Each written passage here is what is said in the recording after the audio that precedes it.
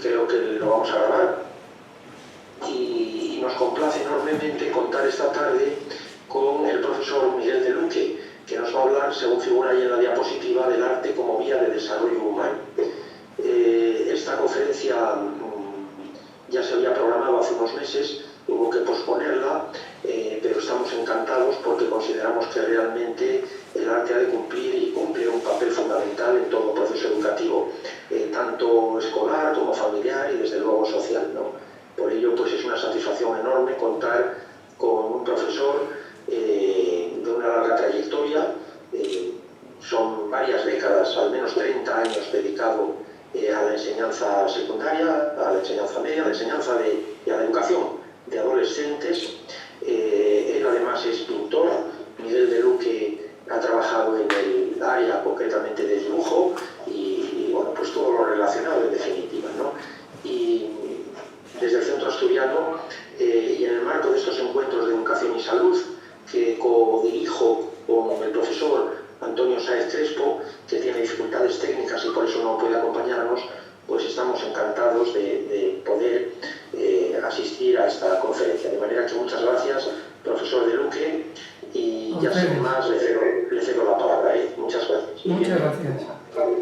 Quería antes de comenzar agradecer al Centro Asturiano de Madrid, a sus dirigentes, a su personal técnico, secretario, la buena acogida que me han dado, y especialmente a Ángel Ponce de León, que fue en realidad quien me puso en contacto con ustedes, quien me animó a dar la charla y que prácticamente entre los dos le buscamos el título y la estructura. Bien, dicho esto, vamos a comenzar. ¿Cuál es la idea central que quiero exponer en esta charla?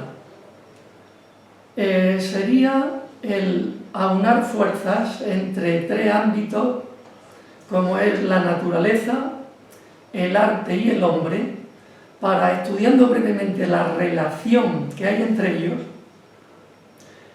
poder extraer más partido a esas relaciones, a todos los elementos que emanan y que se conectan entre ellos, y de esa forma intentar buscar algunas soluciones, algunos elementos que puedan valer al ser humano precisamente en su desarrollo.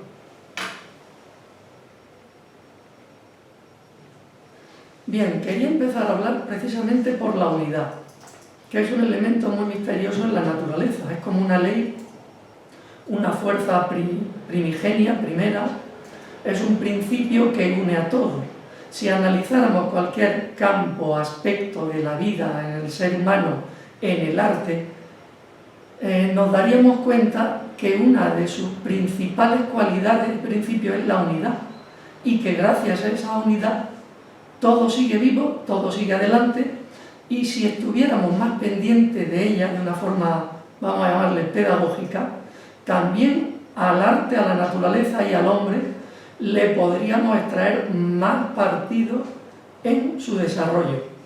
Me gustaría poner algunos ejemplos. El cuerpo humano es un ejemplo clarísimo de unidad. Funciona a la perfección, en él no hay ningún tipo de desplome, huelgas, problemas ajenos que le afecten. Funciona como una maquinaria perfecta, como sabemos. En la actitud humana, por ejemplo, en cualquier cualidad humana, vemos que está rodeada de otras que la apoyan en todo momento y que no se las puede desligar. Una persona honesta, por ejemplo, no puede dejar de ser al mismo tiempo valiente, sincera, coherente. Es decir, todo funciona con un principio de unidad. Todas las leyes universales están asociadas, imbricadas, podemos decir unidas entre ellas. Y cómo no, todo esto afecta al arte. Antes de nada quisiera decir que el arte no es una invención del ser humano. El arte es otro principio más de la naturaleza, es como si fuera una ley más. Es decir, si nosotros analizamos el equilibrio, la armonía, el orden, la belleza, el amor, la proporción, el número, la geometría, todos esos elementos que están en torno al arte siempre, que tampoco se le puede desligar, por eso es otra unidad, nos damos cuenta que todo esto ya está en la naturaleza. El hombre la recibe del arte, pero mucho antes de la naturaleza. Antes que existiera el arte y por lo tanto el hombre, como, entre comillas, inventor del arte, ya en la naturaleza había equilibrio, había armonía, había orden, había belleza, había amor, proporción. Es decir, de donde vamos a extraer los principios que nos sean útiles, están en lo más lejano aparentemente a nosotros y lo más cercano al mismo tiempo, que es la naturaleza.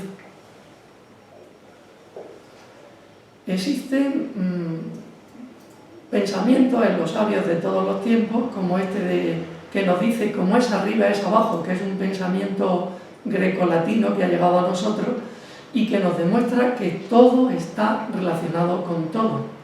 Lo podemos comprobar en la forma de los elementos que encontramos en la vida. Por ejemplo, un árbol se parece en sus ramas a la ramificación de los bronquios. ¿Por qué? Porque en el fondo las funciones que cumplen son muy parecidas. Por lo tanto, hasta en el último elemento a encontrar ya en la materia, como es la forma, nos encontramos semejanzas.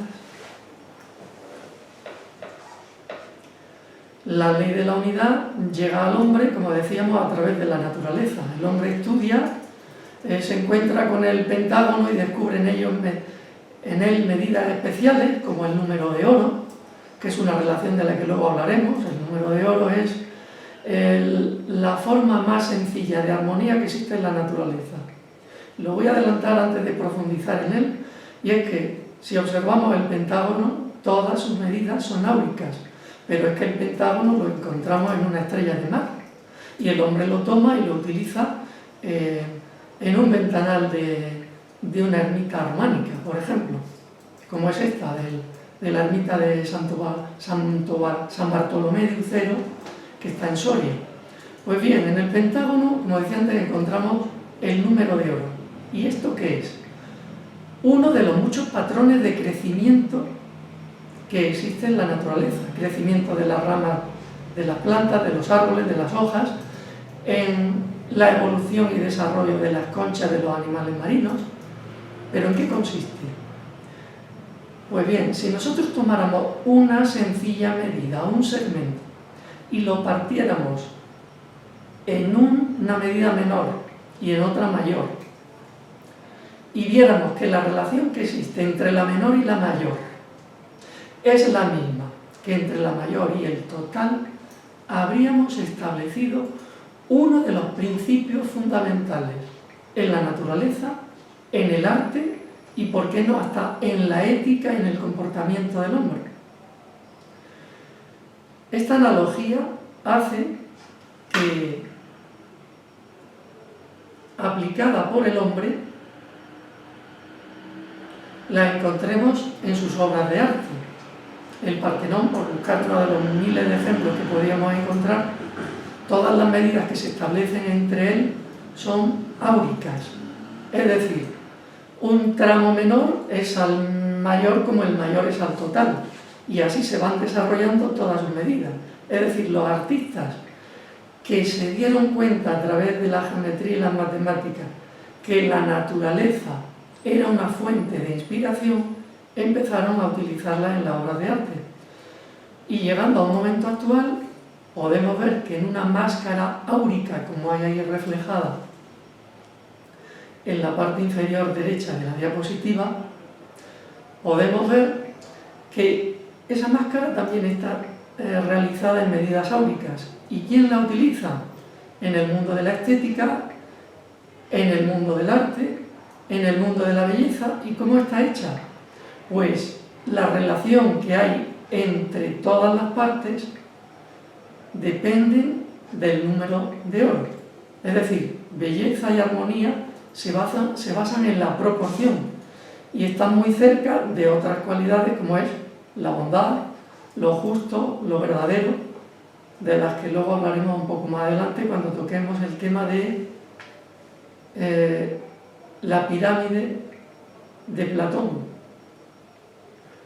Bien, en la geometría encontramos un recurso para los artistas. Vemos que en esa mandorla mística de esa obra medieval del arte románico, donde se ve un Cristo, o en una vidriera gótica, encontramos que los artistas descubrieron que, por ejemplo, cuando dos circunferencias de igual diámetro, igual radio, se cortan pasando cada una por el centro de la otra, descubrimos que la raíz de 3 es la medida que se establece entre las dos curvas que forman su intersección.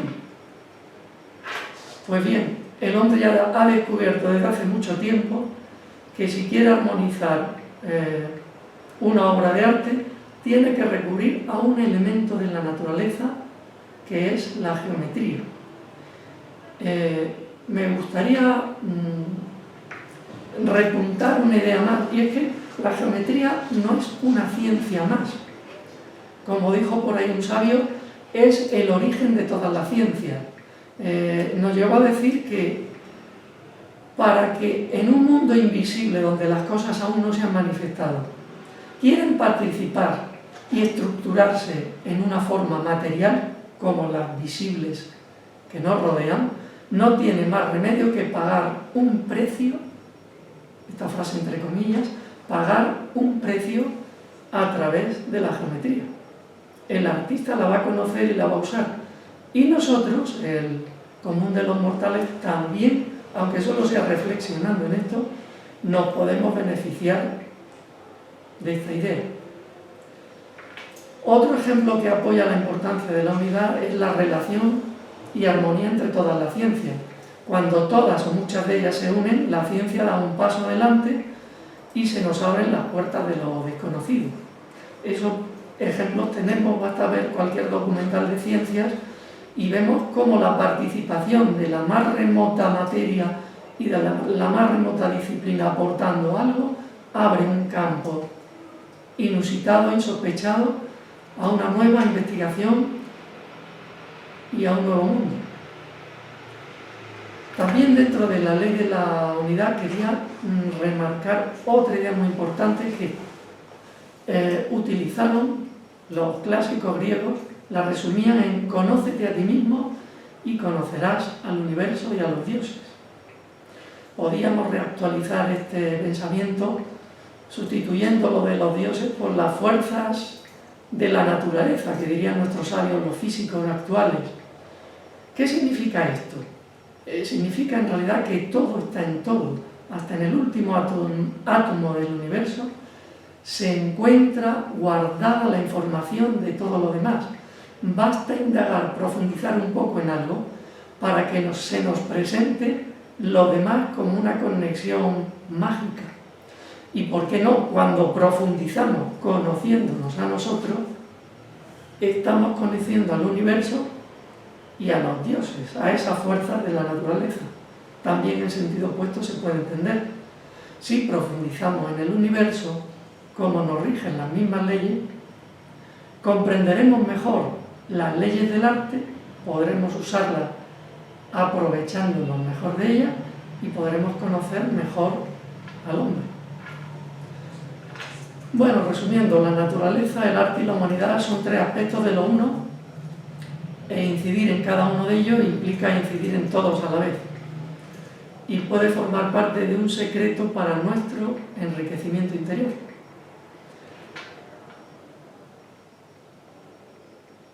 Voy a tocar ahora el tema de los arquetipos de Platón y su imagen pedagógica, que es la pirámide de 4 caras, con la que él nos explica el saber humano. ¿Cómo encajar el arte en el resto del saber humano? En los restantes conocimientos, disciplinas, mundos con los que el hombre trabaja, en los que profundiza y con los que puede evolucionar. Pues muy sencillo, lo vamos a ver a través de su esquema didáctico. Platón nos explicaba con una pirámide que En lo más elevado de la pirámide se encuentra el mundo de las ideas, en un plano elevado de lo que emana todo, de lo que parte todo y de lo que participa todo en la naturaleza hasta llegar a lo más bajo en la materia. Él decía que esa pirámide podía ser un buen ejemplo para la evolución del ser humano.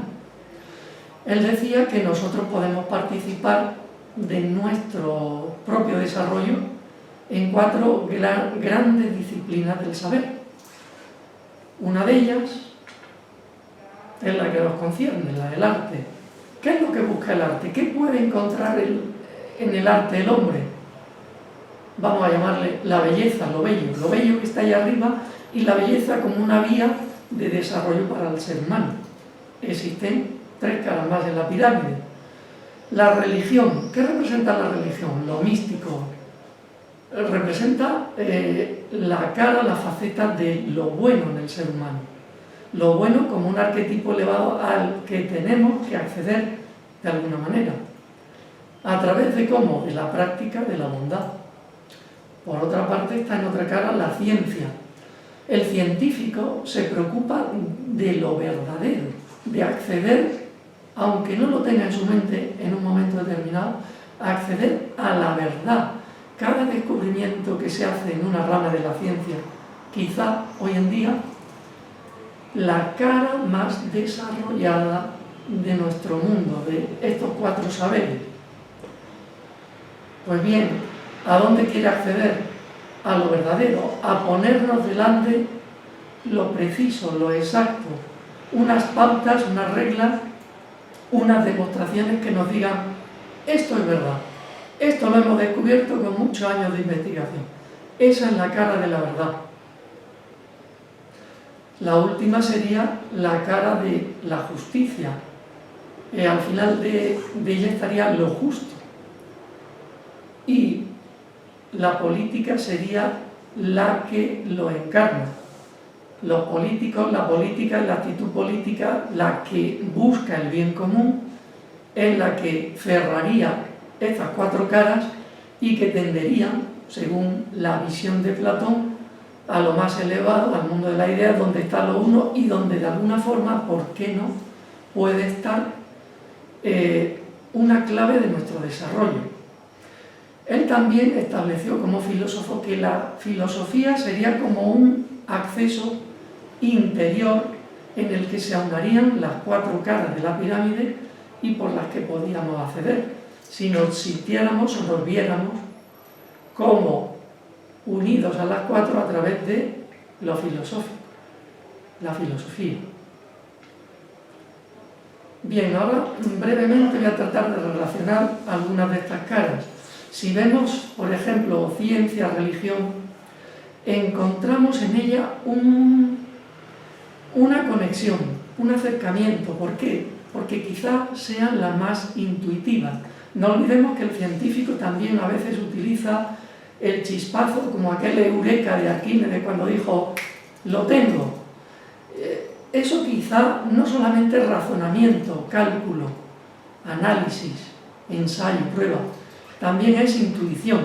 Quizá el arte y la religión, el místico y el artista son los que acceden posiblemente a elevados mundos que no tenemos a nuestro alcance todos, o los tenemos a nuestro alcance en algunas ocasiones de inspiración, pero en ellos los podemos encontrar relacionados. Quería resaltar la importancia nuevamente de la unión. La armonía, la belleza, el arte no se debería de concebir sin la ética. Es decir, ética y estética son 2 caras de una misma moneda y cuando se separan, quizá en el arte empieza a haber problemas, como en todo lo demás.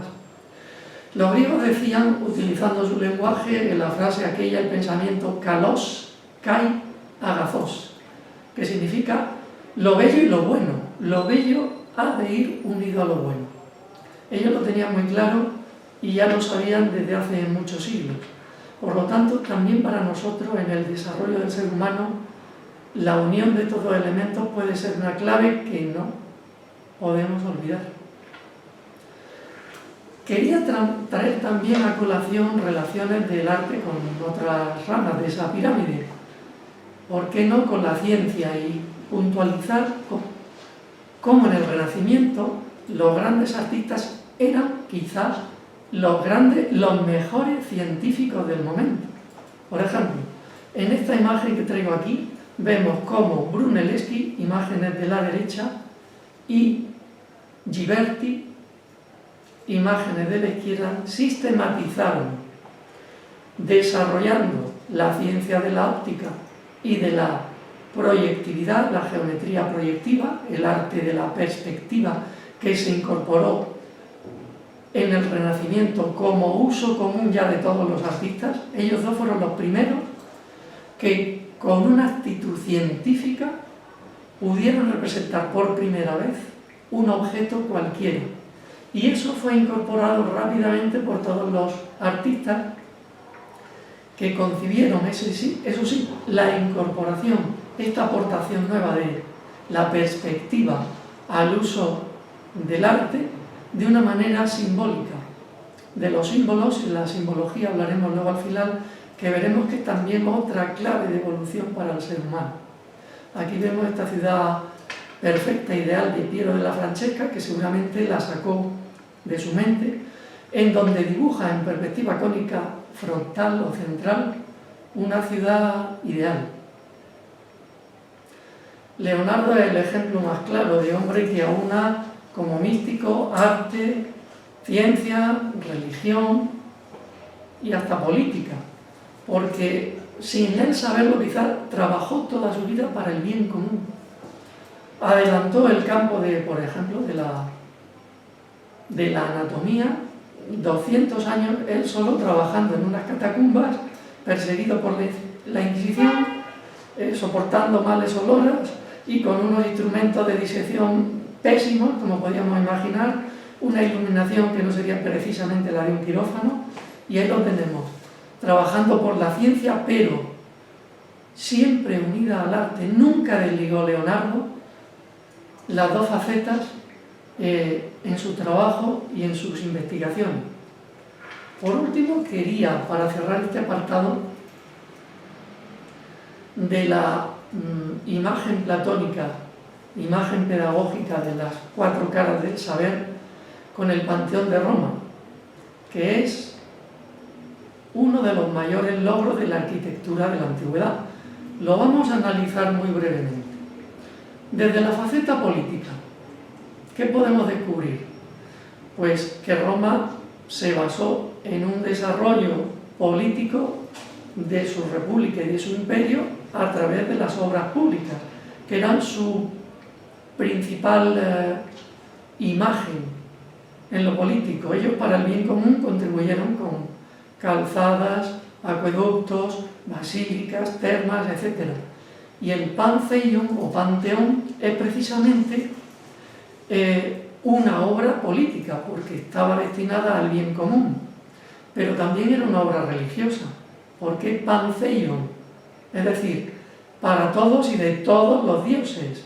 Roma, dentro de su rigidez militar, tuvo una concesión con sus ciudadanos porque permitió, en una apertura de mente, la práctica de todas las religiones. Precisamente construye esta obra como lugar, centro de reunión y de culto. Por lo tanto, es una obra religiosa. Pero no podemos olvidar la faceta científica. Esta obra está realizada de la base a la cúspide de esa cúpula. Por cierto, es la mayor cúpula realizada en la antigüedad, casi 40 metros de cúpula construida. Es una obra de ingeniería increíble. Y ahí Roma y sus arquitectos, sus ingenieros, se lucieron como pocas veces. Porque los materiales que usaron, como simple detalle, desde la base hasta arriba, eran progresivamente cada vez más ligeros, más livianos, menos pesados, y en la cúpula, como detalle, llegaron a utilizar un cemento especial diseñado, probado por ellos, mezclado con piedra volcánica, que es la menos pesada posible y que flota en el agua, con lo cual 2000 años de obra de ingeniería maravillosa nos contemplan. Y bien, me dirán ustedes, bueno, y de la faceta artística, ¿qué podemos decir? ¿Qué podemos resaltar, detallar? Esta vez no voy a detallar nada, ustedes mismos lo van a ver. Saquen ustedes sus conclusiones con esta imagen que he intentado que fuera la mejor que he podido encontrar. Aquí tienen el Panteón de Roma. ¿Encierra belleza o no? ¿Encierra armonía, proporciones, geometría, cálculo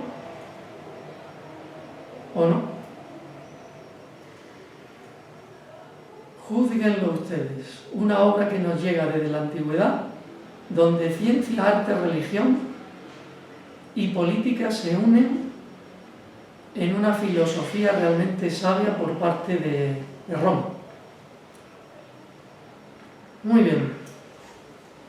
Ahora quería dar un breve repaso en esta tercera parte sobre los diferentes artes. Nosotros podemos clasificar el arte de muchas formas y dejarlo dentro o fuera de él a diferentes elementos, según nuestro criterio.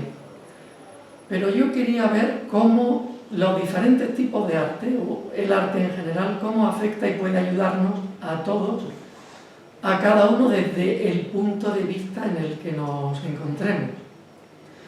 Por ejemplo, el arte en el espectador es una manera de elevarse. El artista nos presenta un mundo ideal que, como luego veremos, consigue plasmar con una férrea disciplina y un control de los materiales exhaustivo en unas formas que son realmente embriagadoras, podríamos decir. El arte nos baña, nos rodea de belleza, nos eleva, quizá nos hace acceder a un nivel superior de conciencia y nos despierta la imaginación. Bueno, todo esto y algunas cosas más que quizás se me han pasado es con lo que se encuentra el espectador ante el arte. Podemos hablar entonces ahí de un arte para el espectador. Pero en el mundo de la educación, de la enseñanza también, el discípulo, el alumno, el enseñante, el que se quiere formar, se encuentra con una serie de utilidades, de cualidades que le pueden beneficiar a través del arte. El arte formativo para el alumno, para el estudioso, de cualquier disciplina, en cualquier nivel de la enseñanza. Yo lo veo principalmente como un equilibrador. En una enseñanza en la que el arte, por desgracia, no ha conseguido tener el hueco que se merece. Nuestra enseñanza de cualquier nivel, de arriba abajo, quizá menos en la enseñanza infantil, pero en las superiores y en las medias muchísimo más, está desprovisto, un poco desequilibrado, y el arte no lo nutre, no lo baña, no lo refuerza. Y eso es un perjuicio. Quizá se pueda ver en los resultados educativos, si pudiéramos acceder a ellos, comparándolos con, por ejemplo, los de otros países que han hecho un mejor uso del arte y una mejor implicación del arte en la enseñanza. De todas formas, al alumno el arte le puede despertar y puede valer como semilla de potencia desconocida que puede más adelante ponerse en marcha. El científico, que es ese señor, quería resaltar en este tercer punto, el arte, ¿qué aporta al científico? Quizá el científico también sea un artista, porque usa mucho la imaginación, utiliza la intuición y la imaginación y se baña, se introduce en las leyes de la naturaleza, a veces descubriendo su belleza. Por eso tiene un punto en común con el arte del artista. Y quizá podríamos hablar de una rama del arte que sería el de la ciencia. En la actualidad hay muchos científicos, especialmente grandes físicos, que nos han dicho, como confesándonos, que las mejores, las mayores fórmulas que han encontrado indagando en las leyes de la naturaleza, aportándonos y descubriéndonos algo con lo que se ha beneficiado toda la humanidad, esas leyes eran mejores cuanto más bellas eran. Es decir, ellos han encontrado incluso belleza en una simple fórmula que para nosotros sería algo muy frío y muy difícil de desentrañar. Por último, podríamos destacar un último punto, que el arte del artista, que es quizá el fundamental, el que lo abarca un poco a todo, nos aporta elementos de un mundo que quizá, como decía antes, realmente no está muy al alcance nuestro, y si lo está es por momentos no tan grandes ni tan importantes como para el artista, porque quizá la vida que llevamos, esta vida ajetreada, esa agenda del día y de la semana, ese correr de acá para allá, esa dispersión continua nos aparta un poco de la concentración, de la paz, de la tranquilidad, que igual sí sabemos que necesitamos nosotros y que el artista ha sabido hacerse de ella o de ellas para mostrarnos ese mundo del que disfrutamos gracias a su arte.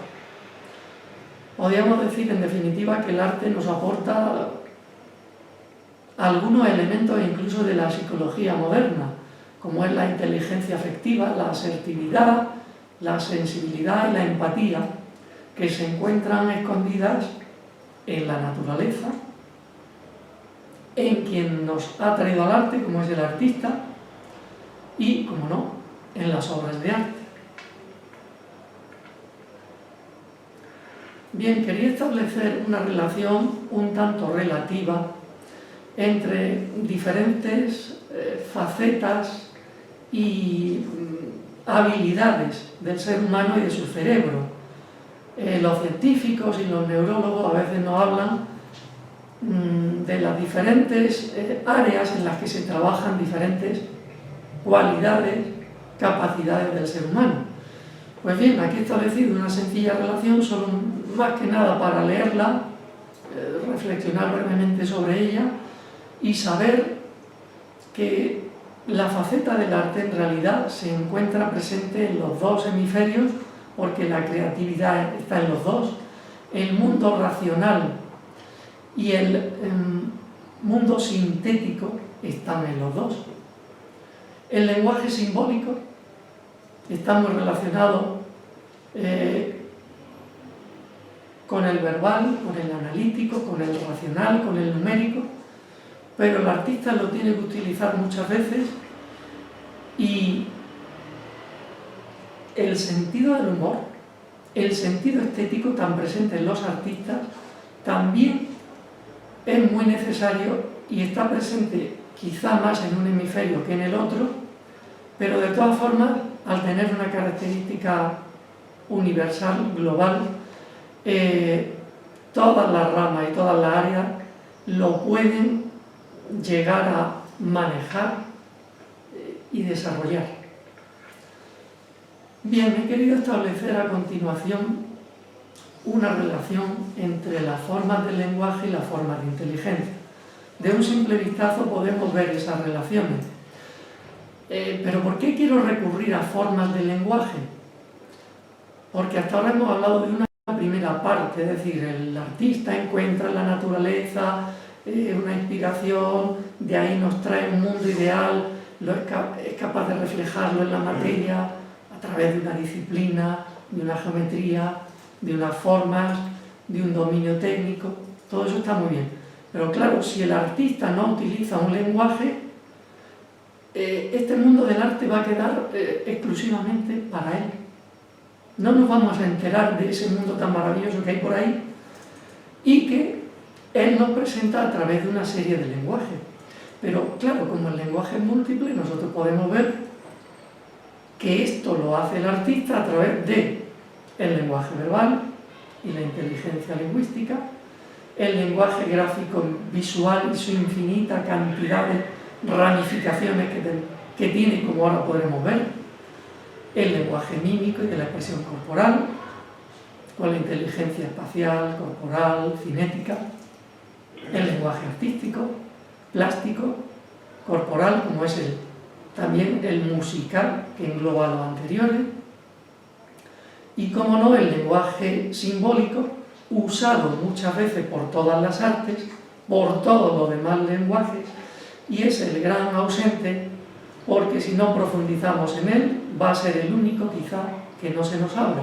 Sin embargo, es el más utilizado en su mensaje, quizá por toda la historia del arte, por toda la disciplina del arte y por todos los artistas.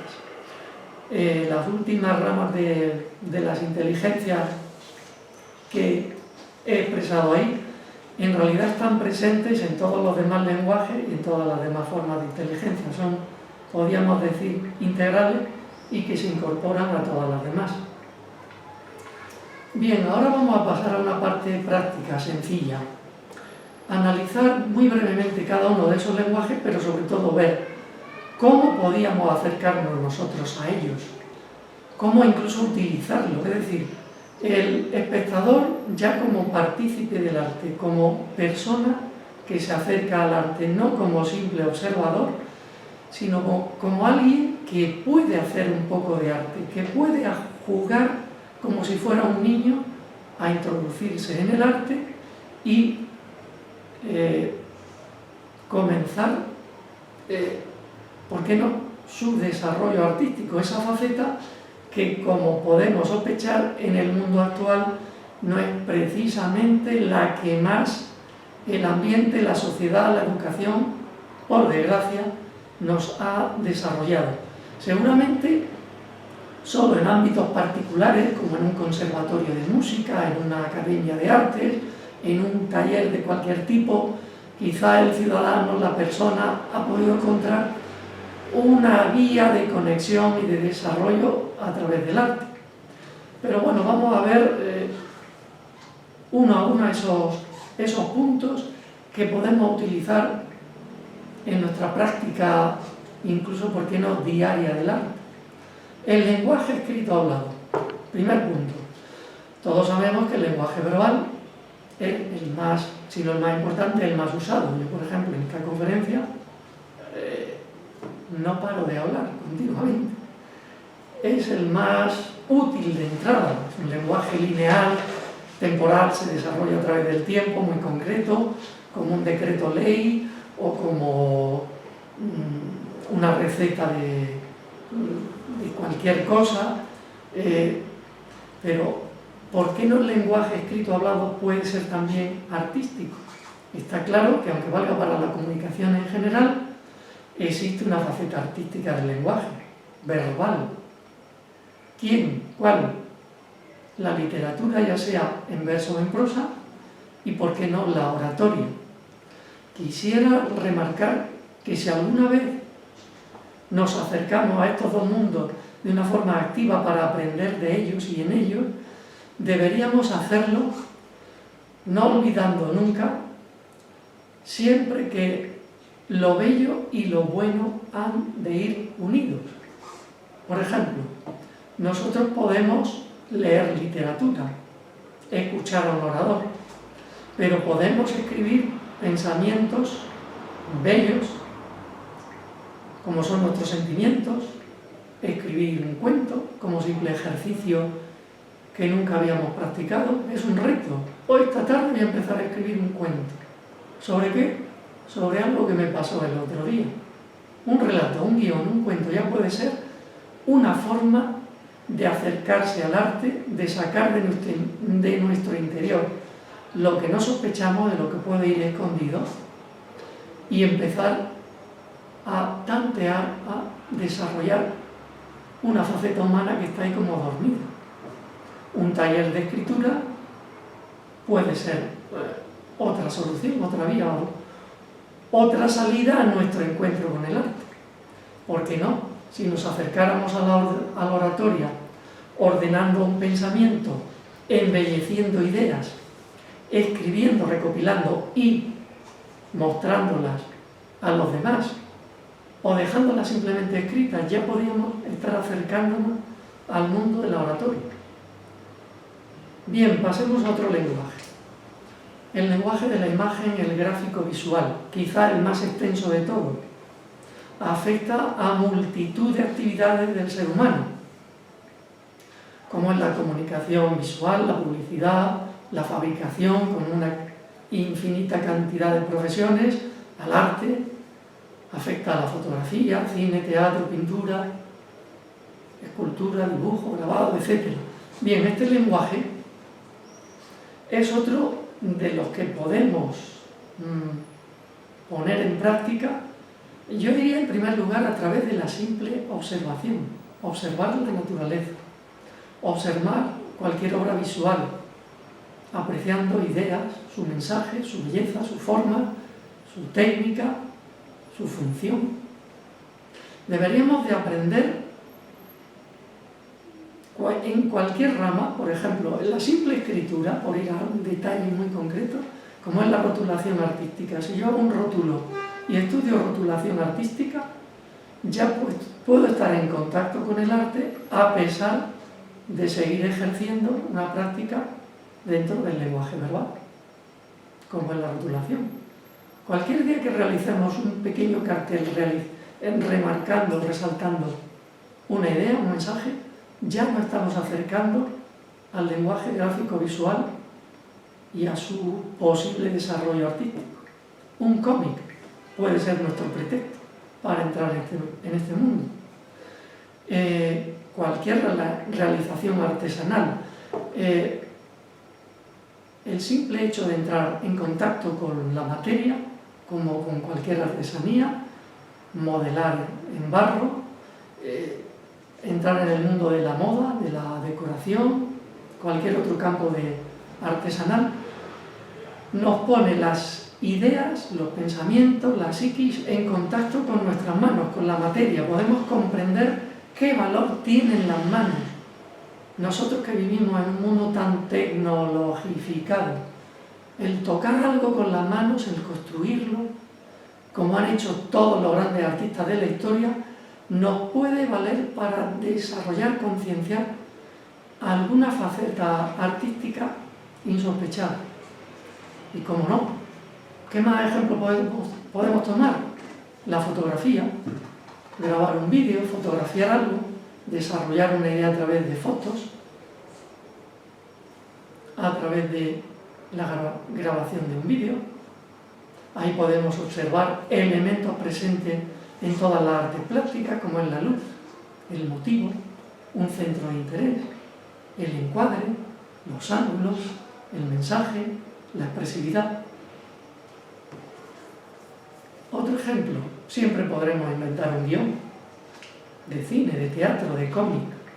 Podemos convertirnos en inventores y artistas simplemente con un papel, un lápiz y comenzar a escribir algo. Y además no solo estamos utilizando el lenguaje verbal, sino el gráfico visual con esa cantidad de salidas, conexiones que acabo de mostrar. En definitiva, podemos iniciarnos en dibujo, pintura, escultura, grabado, cualquier arte, ciencia está a nuestro alcance, y más hoy en un mundo en el que la tecnología nos pone a nuestra mano cualquier tutorial, cualquier taller. Bien, quería resaltar en ese mundo gráfico visual esos tres elementos: pensar, trazar o diseñar y construir. Tres fases que siempre el artista gráfico ha tenido que utilizar.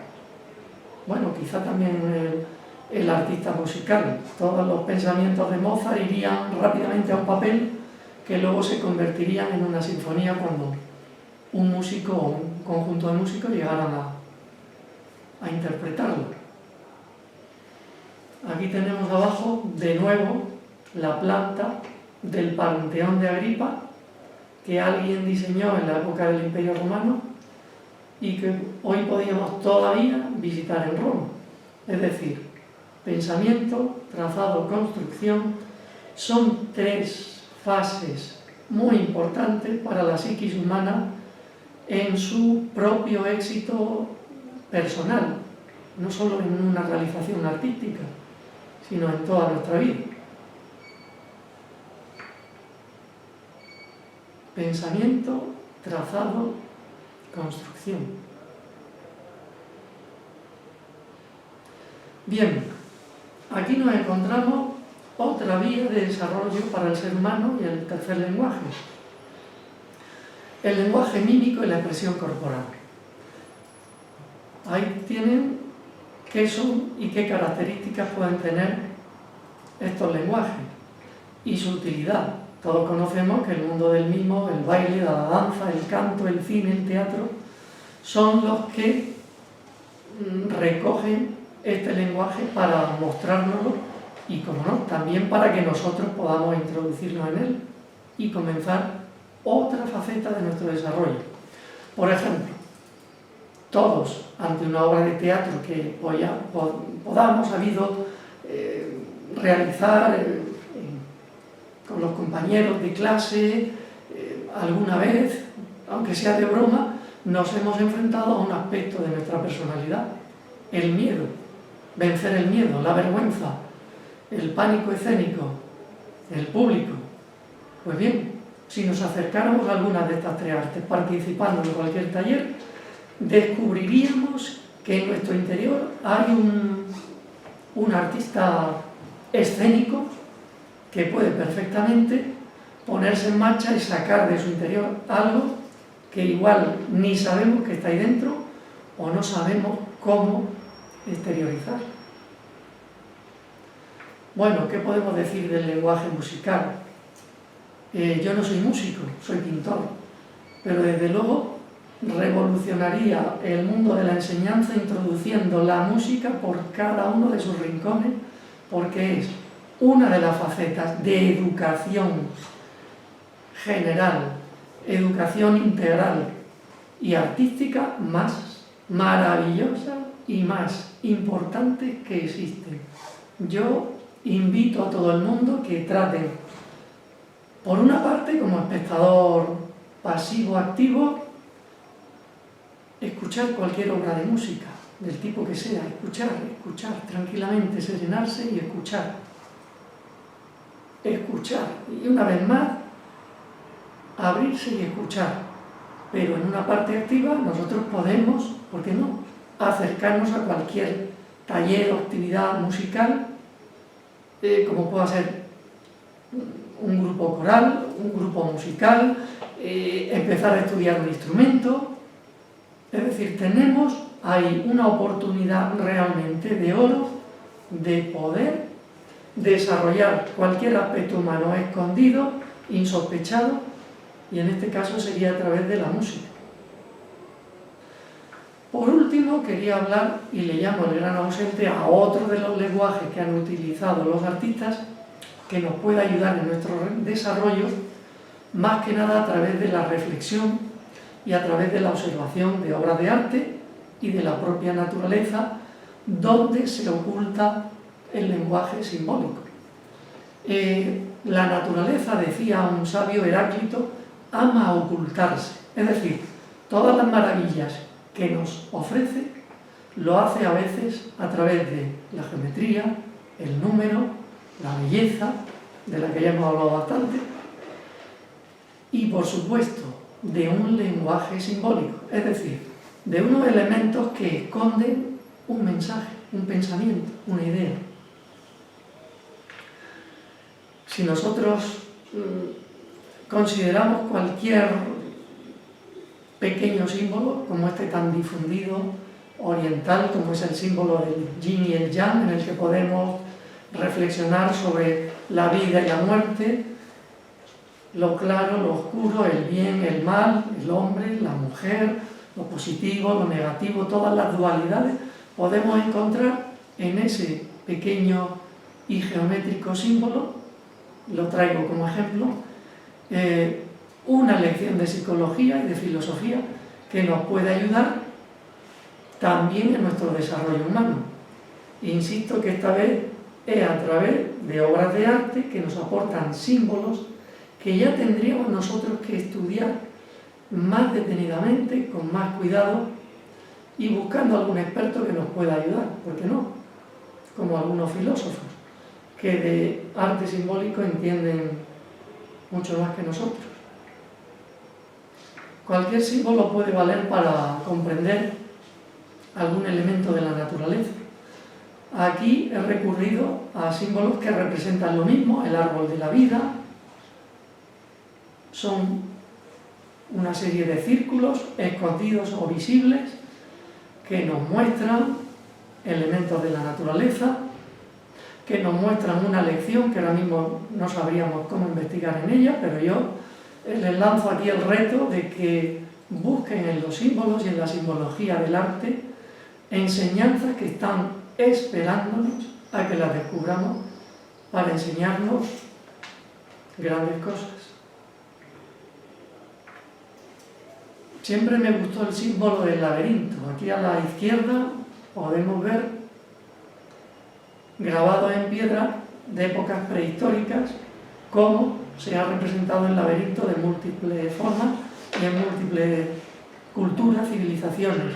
Y aquí lo vemos construido, representado en el suelo de la iglesia de Notre Dame, perdón, de la iglesia de Chartres, en Francia. ¿Y por qué el laberinto? ¿Qué representa? Indaguemos brevemente como ejemplo que nos trae, en este caso el arte, para reflexionar, para meditar un poco. Ahora que están de moda, y ahora que está tan de moda la meditación y las meditaciones. En laberintos recurrimos a su simbología, la simbología clásica, la de la mitología griega. Podemos comprobar que Teseo, aquel héroe que ayudado por el hilo de Ariadna entra en el laberinto para no perderse, se enfrenta al Minotauro, lo vence, lo mata, sale victorioso de él, ha pasado una prueba, etcétera, etcétera. Bien, este mito, este símbolo, ¿qué representa realmente? Volvemos al principio de la charla, de la conferencia. Conócete a ti mismo y conocerás al universo y a los dioses. Pues bien, un laberinto donde tenemos que entrar, ¿qué va a ser? Somos nosotros mismos. Nosotros tenemos dentro un laberinto. La vida es un laberinto. Los problemas que nos ofrece la vida son laberintos. Las pruebas a superar son pequeños laberintos que tenemos que adentrarnos a través de la reflexión, llegando a nuestro interior, viendo dónde está la dificultad, dónde está el nudo que tenemos que romper, dónde está lo que tenemos que aprender, dónde está la toma de decisión que he de llevar a cabo, qué idea clara he de sacar en mi vida tras la reflexión para ponerla en práctica. Debo de acceder a mi mente, a mi cerebro y, como no, a mi corazón. Había una frase, un pensamiento mejor dicho, budista que dice, atribuido al mismo Buda, que dice así: no hagas nada que no esté antes sometido al tamiz de la razón y del corazón. Quizá la razón y el corazón se encuentren en lo más profundo del laberinto. Y es ahí a donde tenemos que llegar para salir, entre comillas, victoriosos en una primera instancia, para después, con esa primera victoria, enfrentarnos a la vida y superar, solucionar algo, acercarnos a alguien, superar una limitación. ¿Qué les parece el laberinto como símbolo para acabar? Ahí lo tenemos como muestra artística que mucha gente, a través de los tiempos, como de esos artistas prehistóricos a los que acabo de referirme, y como este que vemos en una obra de arte gótica, ahí representada en su suelo y que todos pueden pisar y observar, como reflexión para cerrar esta charla de conferencia. Y lo más importante, el resumen, exhortarles a que de manera serena, tranquila, se acerquen al arte a través de las múltiples vías que existen y comenzar a enriquecerse con él, a saber que es un apoyo y una vía de las más importantes para la evolución humana. Muchas gracias. Enhorabuena. Muchas gracias, enhorabuena, profesor De Luque. Gracias. La verdad que nos ha encantado estupenda conferencia y además apoyada en diapositivas tan ilustrativa que realmente ha sido una maravilla. Me parece haber oído una voz por ahí, no sé quién estaba, quién ha intervenido. Yo soy una oyente que me ha encantado la conferencia, que debe ser darle la enhorabuena a don Miguel. Muchas gracias. Sí, maestro. Pues, Muchas gracias. Lola me llamo, sí. Gracias. También a la enhorabuena, Lola. Y no sé si alguien quiere hacer alguna pregunta, algún comentario. Yo lo haría si pudiera, es que no domino la técnica de... Está aquí el profesor Ángel de Ponce, el culpable, Don Ángel, el responsable. un placer escucharlo. Estoy absolutamente feliz, permíteme que me felicite por ser tu amigo, querido profesor Luque. Y yo me felicito a mí por ser el suyo. Y que desde luego, agradezca muchísimo naturalmente a Valentín la reflexión que hace de todas nuestras propuestas. No, a vosotros, Ángel, perdona que te interrumpa, a vosotros siempre y especialmente a ti en fin, que nos has proporcionado, buena prueba es el caso del profesor De Luque, extraordinarios conferenciantes, y además con una sensibilidad enorme y muy motivadores, perdona. Creo, querido maestro Luque, que yo creo que es así como deberíamos llamarte a ti y a muchos otros que existen desgraciadamente en este país que está siendo destruido, evidentemente por una de las ramas que tú hubieras decidido, que es la política del desprecio. Creo que eres un manantial de nutrientes, desde un caldo original hipertónico hasta las individualidades de cada uno de nosotros que nos has traído, nos has llevado que no pastoreado, nos has orientado la vista hacia la filosofía, la ciencia, la religión, la política, y en definitiva abrimos una llave que orienta hacia la verdad, la ética y la estética de la que carecemos tanto y que gracias a ti hoy creo que nos va a durar a muchos de tus escuchantes, como dicen ahora, o tus oyentes y tus admiradores, nos va a llevar durante días a pensar y a florecer, desde luego, una parte importante de nuestra vida más profunda y personal. Gracias de nuevo. Gracias a ti, Ángel. Gracias por ser un hombre de acción, de ponernos en contacto a unos con otros. Yo no hubiera conocido el centro, más que de oídas, buenas referencias, pero no hubiera tomado contacto con él, sino es claro, a través de ti. Así que gracias a ti, que es el que ha movido todo esto, la madre y el padre, como dirían ahora, de todo esto. Muchas gracias. Los dos estamos inmersos en enfermedades, es decir, en disposiciones mermadas, pero bueno, pues gracias a eso, a la colaboración de otros muchos compañeros y amigos, te podemos tener hoy y para mucho tiempo. Yo no sé si Valentín habrá habilitado ya, porque él es hombre también de acción y muy capaz de habilitar tu conferencia para poderla distribuir después de alguna manera, ¿no? Si lo tienen a bien, yo encantado, orgulloso de que la puedan difundir.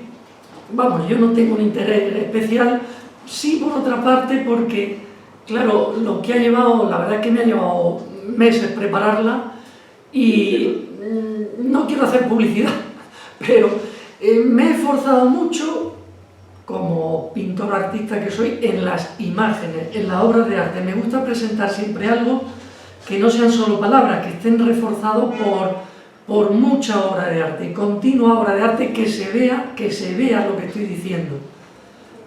Yo no sería un gran conferenciante de temas abstractos si no me pudiera apoyar en la imagen. Sin imagen no soy nadie, podría decir. Así que Si le ha parecido adecuada y digna, pues que me parece maravilloso que la puedan ofrecer. Los compañeros que están ahora mismo en imagen o no en imagen, en escucha, se darán cuenta de que has hecho un recorrido casi total por todos los temas y contenidos que hemos tratado, ¿verdad, Valentín? Desde meses atrás. Así es. Así es. Luego es muy reconfortante escuchar esta tarde vuestras palabras. Un abrazo a todos, no molestamos. Muchas gracias. Hasta luego. Un abrazo. No molestas en absoluto. Yo reitero ese agradecimiento porque efectivamente ha sido Ángel el que nos ha puesto en contacto y el que nos ha brindado la posibilidad de escuchar al profesor De Luque, que ha sido una maravilla, ¿no? Y justamente en relación a la conferencia, Miguel, si me lo permites, yo, como decía el profesor Ponce, pues efectivamente encontramos esos 4 ideales, esos 4 principios fundamentales ya platónicos de la verdad, la belleza, la bondad, la justicia, que nos recorren como civilización, aunque lamentablemente estemos también un poco desorientados en ese sentido en nuestros días, ¿no? Sí. Pero al final parece que, bueno, lo considerado viejo es lo más perenne y lo más necesario también para guiarnos en estos tiempos agitados y hacia el futuro. Naturalmente luego habrá que concretarlo en función de las demandas cotidianas, pero yo creo que esos 4 principios, esos 4 ideales, esos 4 arquetipos que has mencionado, platónicos, pues no pasan de moda y debiéramos buscarlos en nuestras acciones cotidianas, ¿no? Es que realmente son universales. En eso Platón demostró que era un grandísimo maestro y una persona de una gran didáctica. Por suerte, no como con otros filósofos, se ha conservado la mayor parte de sus obras. De otros se ha perdido, por desgracia, casi todo. Pero este simple, pequeño, humilde, pero gráfico ejemplo de la pirámide es descomunal. Nos presenta un símbolo universal que, si no lo perdemos de vista, podemos estar pendientes de esas 4 facetas en todos los campos de nuestra vida, no perderlo. Yo tengo que acceder a lo verdadero, a lo justo, a lo bueno y a lo bello. ¿Por qué no? Sin necesidad de ser ni un monje, ni un científico, ni un político actual, ni un artista. A lo mejor no soy actor de cine, pero me gusta el cine. Bueno, pues puedo acceder a través de esa vía al arte y acercarme y beneficiarme y enriquecerme. ¿Por qué no? Claro. Por supuesto. Tú, por otra parte, Miguel, eres un buen ejemplo de cómo han cambiado, yo creo que para bien, las cosas en lo que se refiere ya al currículum, concretamente en el campo del arte, en el área, ¿no? Porque lamentablemente yo, por ejemplo, recuerdo que en mi vida de estudiante, pues apenas se trabajaba lo que era el arte, la música, estaban muy ninguneadas, ¿no? como asignaturas, como disciplinas. Entonces esto, bueno, miento, arte no tanto, como historia del arte, ¿no? Ya en el instituto. Pero, por ejemplo, el dibujo estaba totalmente desconsiderado, ponían algunos profesores que no eran especialistas, y bueno, era un poco pasar el tiempo, y lo mismo en música, por desgracia, ¿no? Entonces yo creo que hay que insistir mucho, igual que ahora se proponen asignaturas un tanto extrañas para el alumnado, pues realmente recuperar estos aspectos fundamentales que, como tú bien decías, tanto complementan esa dimensión racional, los aspectos meramente cognitivos, tan trabajados en todas las asignaturas, pero que es necesario abrirse a estas otras dimensiones, más de naturaleza afectiva, emocional, y bueno, al final yo creo que es básico si queremos efectivamente, como reza la propia conferencia, pues promover el desarrollo personal y social. Perdón, yo quería hacer una cuestión. ¿Cómo se podía modificar ese currículum en los institutos? ¿Y de quién depende poner más horas de música, más horas de dibujo? Porque es que eso no puede ser. tendría que ser más horas de dibujo, más horas de música y menos de asignaturas que yo creo que a los niños no les benefician tanto.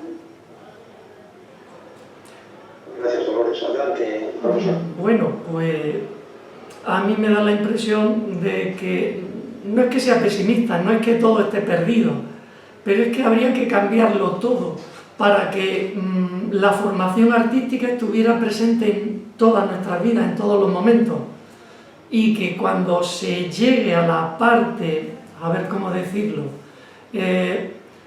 si yo considero 3 aspectos, 3 ámbitos, 3 áreas, enseñanza, didáctica, técnica del pedagogo, el profesor, por una parte.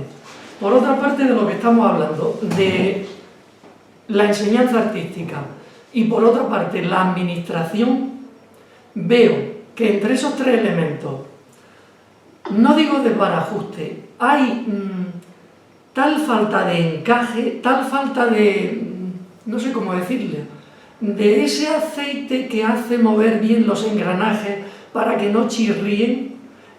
Yo que como profesor he estado en esos 3 mundos que acabo de mencionar, administración, porque sí, había que preparar una programación a la inspección, habría que cumplir con unas fechas, unos plazos, unas normas, por supuesto, ninguna crítica, es muy necesario. El orden, la estructura es imprescindible. La parte pedagógica, efectivamente, es muy importante, saber cómo llegar al alumno, cómo dosificar la enseñanza, cómo motivarlo, tus recursos didácticos, etcétera, etcétera, etcétera, hasta no acabar, ¿no? Y luego, por otra parte, el mundo artístico. Pero claro, si esas 3 partes están desligadas, están inconexas, encajan a porrazos, las relaciones entre ellas son muy toscas, aunque ellas aisladamente sean todas maravillosas, perfectas, muy tecnificadas, muy depuradas, pero el problema está en que no hay armonía, en que esos 3 mundos a veces hasta se dan de palos, como tú mismo decías, Valentín, hace un momento. ¿Cómo es posible que pongan a un profesor que no sea de esta área allí? ¿Quieres que te ponga un ejemplo? Mis primeros años de profesor, que fue en un instituto de la provincia de Toledo, en Mora de Toledo, el segundo año que estaba, faltaban profesores, faltaban horas para los profesores de plástica, que era mi materia, y yo, para completar mi horario, tuve que dar música. Ya podía ser yo el mismísimo Mozart, que no lo era, no le iba a poder dar tan bien esa materia como el profesor de música titular, especialista, experto, con muchos años de experiencia. Ese profesor, aparte de historia de la música, daba en un pequeño apartado de la materia, dedicaba un tiempo a unas prácticas de solfeo para los chicos. Yo me encorajiné porque dije, vamos a ver, la administración me mete por este sendero a empujones porque no hay otro remedio, porque los horarios, los cálculos, las cuentas no cierran de otra manera, y yo, que no soy especialista, voy a perjudicar a unos chicos que se merecen lo mejor, que ¿por qué no se van a merecer al otro profesor que es especialista? Pues bien, por amor propio aprendí a altas horas de la noche solfeo y todo lo que hacía falta para poder dar esa clase de música a aquellos chicos, y por supuesto las daba peor, eran no de la calidad del nivel que daba el otro profesor, como es lógico. Yo me iba quedando retrasado en las clases de solfeo. A veces un chaval que estudiaba en el conservatorio te decía, profe, que no es una corchea, me daba un codazo, que es una señal, ah, perdón, sí, claro, perdón, sí, vamos, disculpad, vamos allá, pum, pam, pum. Por favor, qué vergüenza que la administración a veces nos haga pasar por estos cuellos de botella, por estos estrechamientos, por los que no cabemos, por los que no... hay que transigir porque, vamos, tú tienes conciencia, eres elástico, tienes que amoldarte, tienes que hacer lo que sea de buena fe, pero no, señor, esa no es la vía. ¿Quién arregla esto? Yo creo que un mundo nuevo y mejor. En este Si tuviera que hablar ahora de las 4 caras de la pirámide, veríamos que la de la ciencia, por suerte para nosotros, y ahí están las vacunas, es la que más prisa se da, es la que trabaja con más ahínco, es la más desarrollada, en fin, es la más digna y meritoria en este momento. Pero como tú bien dijiste antes, Valentín,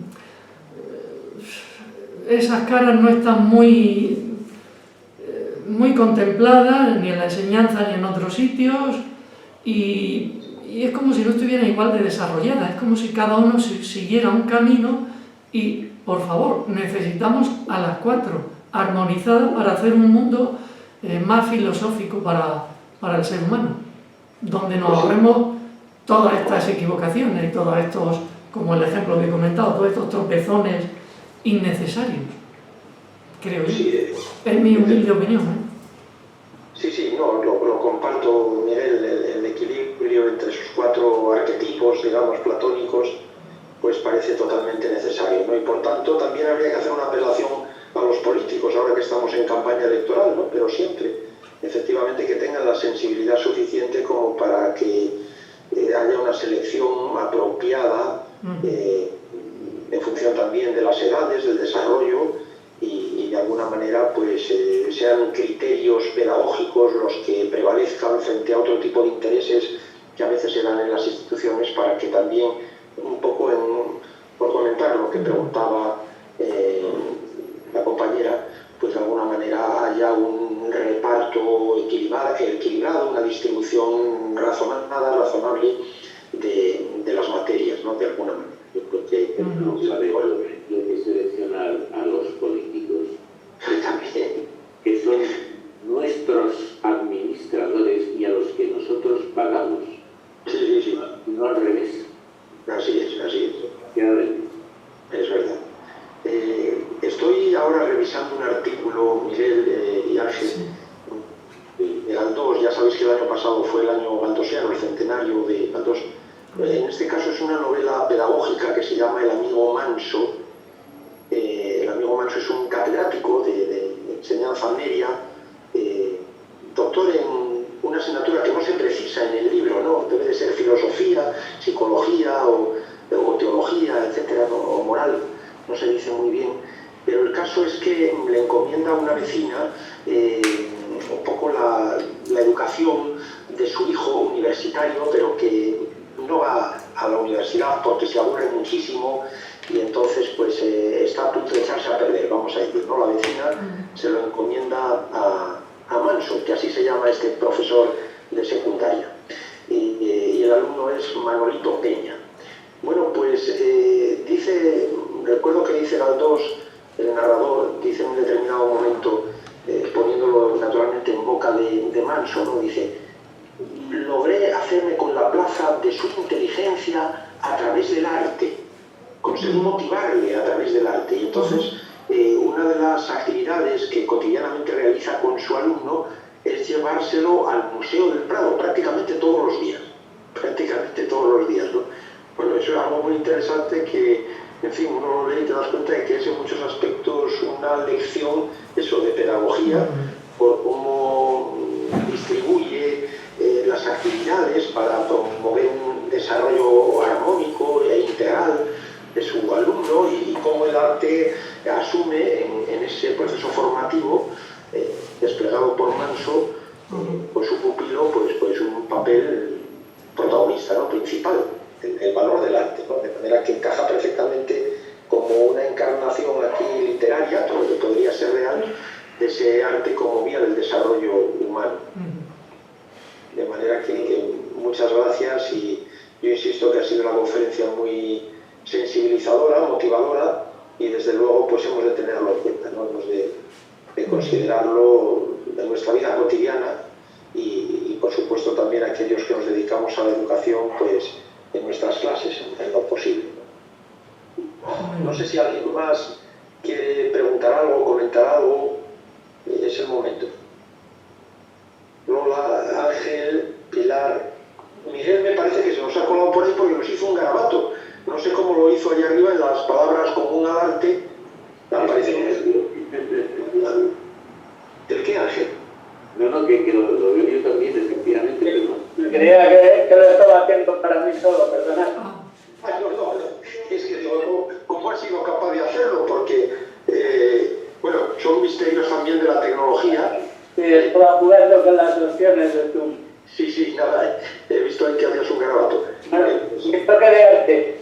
Tu toque artístico, así es. Bueno, pues si alguien más quiere comentar algo o preguntar, es el momento. Y si no, pues yo por mi parte, como presidente del centro, quiero agradecer muy reiteradamente al profesor Miguel de Luque esta conferencia tan extraordinaria, tan instructiva, tan cordial, tan motivadora, muy estimulante y, en fin, pues de alguna manera muy necesaria en este tiempo y en todo tiempo. De manera que muchas gracias, profesor, y también por permitirnos que podamos difundirlo un poco para que también se enriquezcan otros compañeros que no han podido acompañarnos en este momento. Y ya sabe dónde tiene su casa, es una realidad a su disposición para lo que precise, pues con mucho gusto. Ahora son unos tiempos extraños estos de la pandemia, todo se ha alterado sustancialmente, estamos recuperando el ritmo. Nos ha sorprendido mucho que en el mes de mayo vamos a tener muchas actividades muy variadas. Todo el mundo en este final del curso nos han hecho muchas propuestas y en fin, pero aún así seguimos realizando muchos actos en formato virtual, si no totalmente, por lo menos de manera parcial y en definitiva pues estamos a su disposición, cuente con nosotros, contamos también contigo, Miguel, y muy agradecidos, y lo mismo también a Ángel Ponce, compañero, amigo de la Asociación Española de Medicina y Salud Escolar y Universitaria, que igualmente nos ha dado unas conferencias extraordinarias de su especialidad.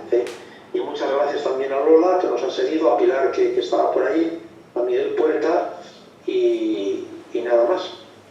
Hasta el próximo día y hasta los encuentros de educación y salud también. Muchas gracias a todos. Muchas gracias. Hasta luego. Hasta luego. Buenas tardes.